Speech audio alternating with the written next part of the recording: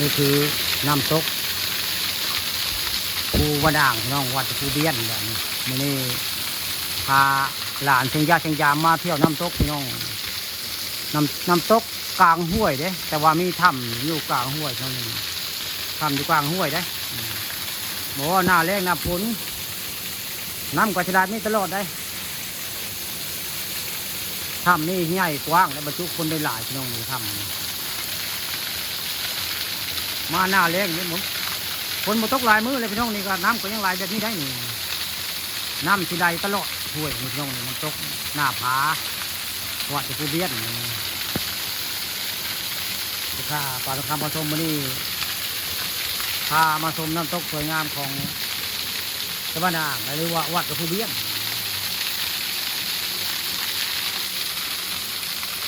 นี่ม่องเดียวในพี่น้องน้ำตกอยู่บริเวณวัดภูเบี้ยนบ้านนางมีที่เดียวนะบริมีหลายม่องเลยข้างหน้าเป็นถ้ำนะเข้าไปมืดพี่น้องบ่มีโมเบสมันนี่บอกว่าเข้าไป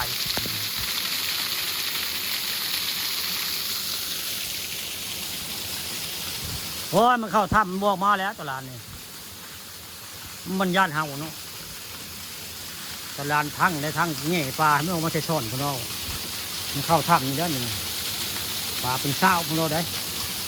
ตลาดปลาเป็นเศร้าคนอุตส่าห์สานซ่อนไส้แล้วว่ามันจะออกมามันบอกแล้ว มันเข้าถ้ำเนี่ย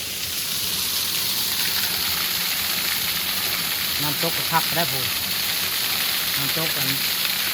วัดภูเบี้ยนภูบ้านนางคักนะ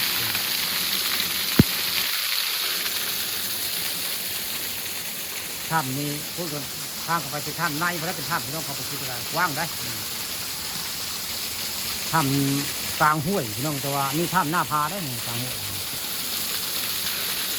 ถ้ำนี้สูงประมาณ4 เมตรพี่น้อง4-5 เมตรประมาณนี้แหละ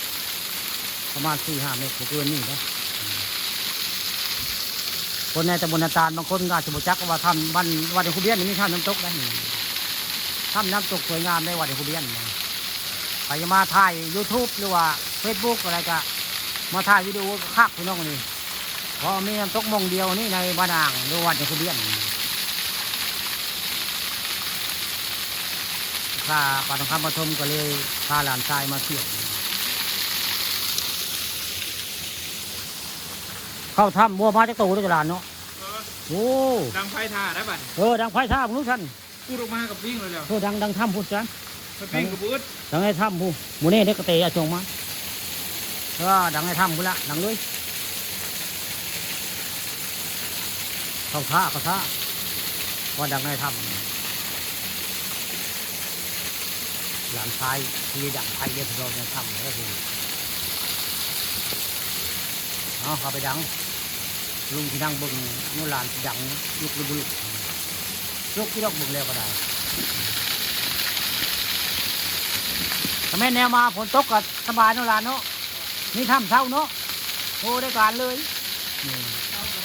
เนาะโอ้ยมันบอกปานนั้นมันลายเลยครับกูออกเลยมองนี่เป็นถ้ำว่างๆเลยพี่น้องโอ้เครื่องหน้าก็เป็นถ้ำได้ขับไปจนมืดพี่น้องมื้อนี้ไว้เตรียมพร้อมไว้ได้มือบอกแบตเลยมันกล้าเข้าไปเลยเอาภาพบรรยากาศทางนอกให้เบิ่งให้ชม